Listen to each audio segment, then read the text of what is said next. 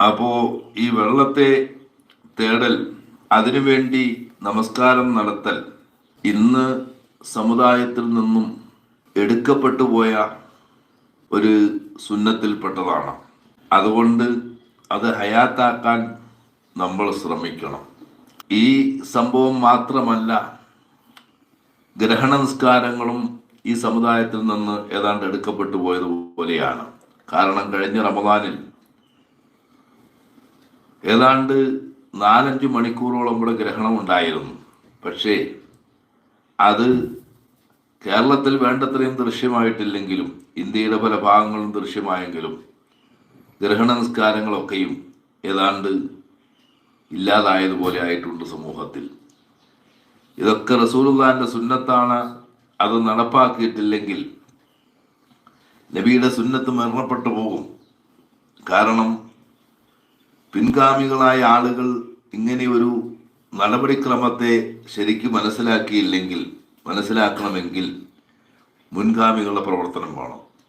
ഇപ്പം നമ്മളായിട്ടത് മുടക്കാക്കി അങ്ങനെ അതിനൊരു മുതുമഹില്ലായാൽ പിൻതലമുറ ഒരു കാരണവശാലും ഒരിക്കലും അതിനെ മനസ്സിലാക്കുകയോ കൊണ്ടുവരികയോ ചെയ്യില്ല. അങ്ങനെ ആ സുന്നത്തുകളെല്ലാം നഷ്ടപ്പെട്ടു പോകാൻ സാധ്യതയുണ്ട്. പലപ്പോഴും പല സുന്നത്തുകളും ഹയാത്തല്ലാതായി പോയത് അങ്ങനെ തന്നെയാണ്. ആ സുന്നത്ത് ഹയാത്തല്ലാതെ വരുമ്പോൾ ആ സുന്നത്ത് മരിക്കുന്നു, അത് അവസാനിക്കുന്നു. പക്ഷേ അതിന് പരിഹാരം കാണുന്നതിന് പകരം വേറെ പലതും പ്രവർത്തിച്ച് ദീനീ പ്രവർത്തനവുമായി പലരും കാണുന്നു എന്നുള്ളതാണ്. അത് അത്രേ പോരാ. നിബിധങ്ങൾ കാണിച്ചു തന്ന മാർഗങ്ങളെല്ലാം പലയിടത്തും നിർജീവമാകുമ്പോൾ മറ്റുള്ള പ്രവർത്തനങ്ങളെല്ലാം സജീവമാക്കിയ സുന്നത്തിയമായത്തിന്റെ പ്രവർത്തനം എന്ന് പറയുന്നതിൽ വലിയ അർത്ഥമൊന്നും ഇല്ല. സുന്നത്തിനെ ഹയാത്താക്കുന്നിടത്തിലാണല്ലോ സുന്നത്ത് ജമാഅത്ത് എന്ന് പറയുന്നത്. നിബിധങ്ങൾ പ്രവർത്തിച്ച മാർഗം, ആ മാർഗങ്ങൾ എന്തൊക്കെയോ അതെല്ലാം നമ്മൾ പ്രാവർത്തികമാക്കാൻ കഴിവിൻ്റെ പരമാവധി. പിന്നീട് അതിൻ്റെ പിന്നിൽ അപ്പുറം എന്ത് ചെയ്യുന്നുണ്ട്? മറ്റുള്ള ദീനീ സേവന പ്രവർത്തനങ്ങളെല്ലാം ചെയ്യാൻ.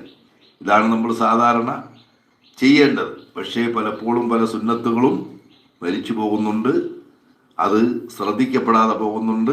എന്നാൽ മറ്റു ദീനീ പ്രവർത്തന മേഖലകളിലെല്ലാം സജീവമാവുകയും ചെയ്യുന്നുണ്ട്. അത് ശ്രദ്ധിക്കേണ്ടതാണ്.